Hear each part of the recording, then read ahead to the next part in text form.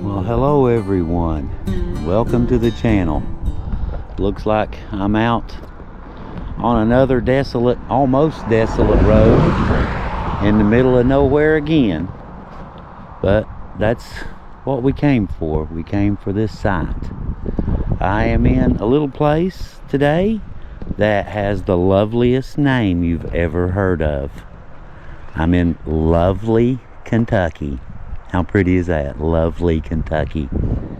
It's pretty lovely too, isn't it? You know, if you like the country, it's very, very lovely. But we've come out here today to tell you guys a story, and y'all know how, you know, we don't like to sit around the house and tell you the stories. We like to bring you out to the actual places where these things happened and show you what happened rather than just tell you what happened. And that's exactly what we're doing today. Had another story to do, got that one all finished, and wound backwards up through some backcountry little roads and managed to find this one. Had to do a little bit of homework on this one, had to not just the research and the story and things, just to get to the location, to this one little spot's about the only place where I can find where you can actually get to this site to tell you this story. But I guess with all that being said, I guess there's one thing to do, right? Go tell you the story and go to the site, right? Well, in the summer of, now hang on, let the cars go by, and then we'll tell you. In the summer of 1949, here in the little railroad community near Kermit, West Virginia, called Lovely, a young couple fell in love and rushed into married life. Now, he was Lloyd Ray Slaughter, born in Mingo County to William Herbert Slaughter Sr. and Maud May Pence Slaughter. Lloyd was a World War II veteran who had served as a PFC in the 45th Armored Medical Battalion of the 3rd Armored Division, the very same unit that followed tank columns across Europe, treating the wounded on the field, hauling injured soldiers out under fire, and handling battlefield medical emergencies as fast as the tanks could roll. She was Laura Jane Church, just 16 years old, born in the high country of North Carolina to Ralph Church and Martha Church. On February 15th, 1949, they stood before a clerk in Paintsville, Kentucky, and got married.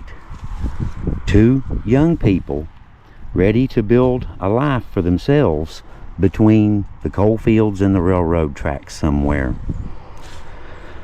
They had been married only 4.5 months when tragedy struck.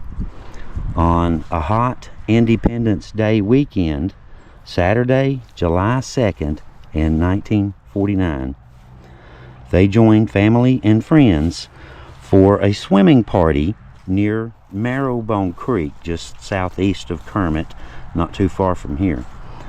When the evening ended, Lloyd and Laura started back across the Norfolk and Western Railroad trestle that you're looking at, using the tracks as a shortcut back home.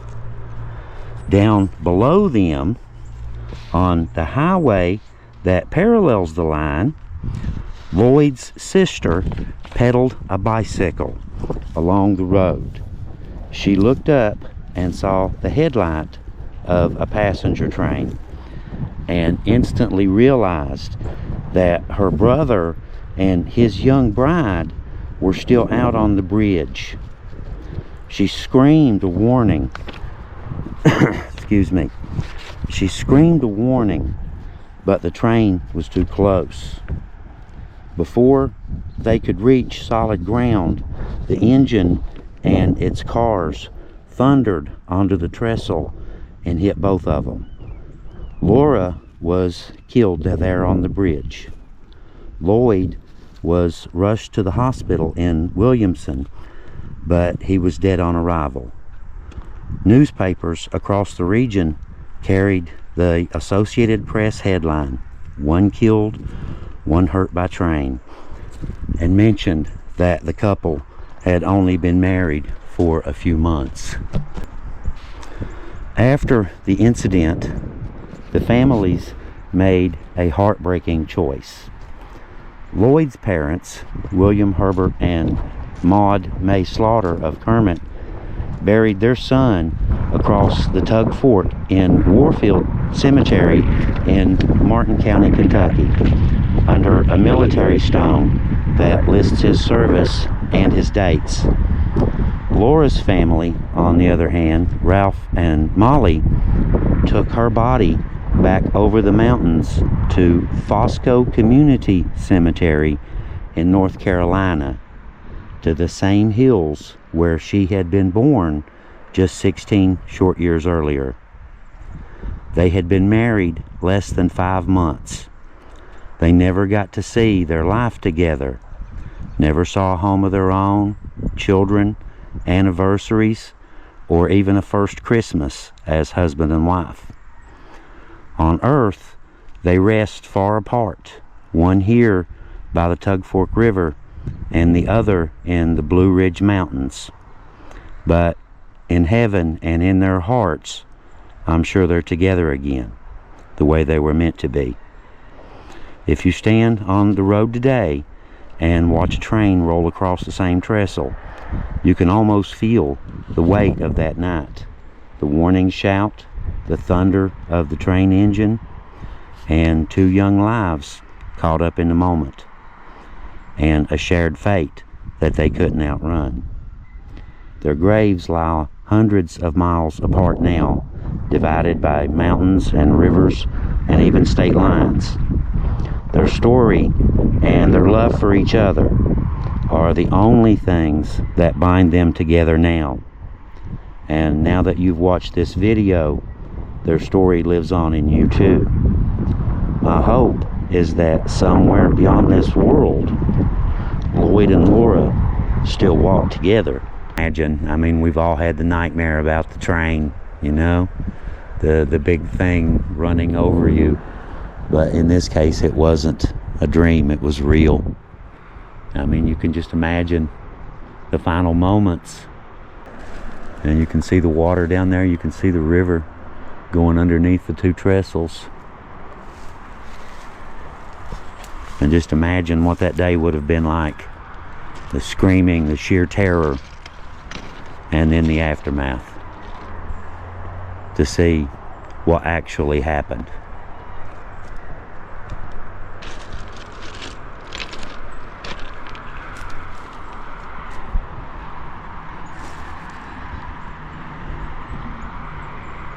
Kind of makes you want to grab your wife, your husband, or whatever, and give them a big hug real quick. Little stories like this just remind you of just how important and what is important in life. You know, not the new car, not the all the things that we take for granted that are important in our lives. It's the people you love or what's important in your life. That's what matters. Stories like this bring that home in spades.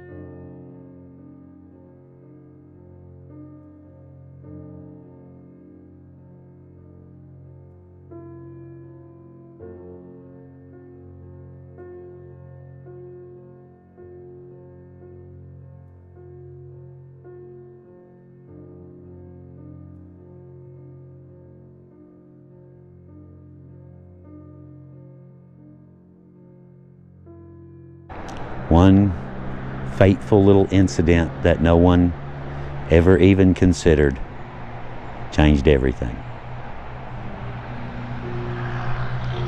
We'll see you guys next time. Y'all have a really good day. And Leo out.